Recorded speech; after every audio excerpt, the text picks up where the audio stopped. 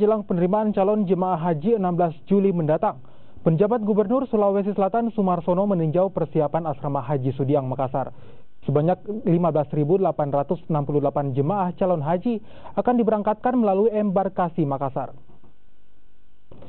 Sebelum melakukan peninjauan, Sumarsono menggelar apel yang diikuti petugas PPIH, petugas keamanan dan juga petugas kesehatan yang akan bertugas di asrama haji Sudiang.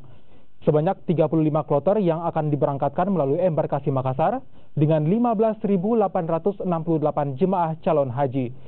Untuk mendampingi para calon jemaah haji, Kementerian Agama menerjunkan 15 petugas di setiap kloter yang diantaranya 1 ketua kloter, 1 pembimbing ibadah, 1 dokter, dan 2 paramedis.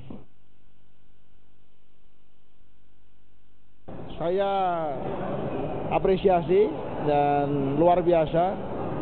Selama saya menjadi gubernur baik di Sulawesi Utara, di DKI Jakarta, di Sulawesi Selatan, ini baru kali ini saya menghadiri acara apel kesiagaan penyelenggaraan haji. Ya, luar biasa ini, dan saya juga mengapresiasi masing-masing dengan semua unsur, tidak hanya panitia, pendukung juga sudah sangat siap. Saya bayangkan saja kesiapan ini semuanya diperlukan karena ibadah waktu penantian untuk ibadah haji di Sulawesi Selatan itu cukup lama. Ada yang sampai 27 tahun.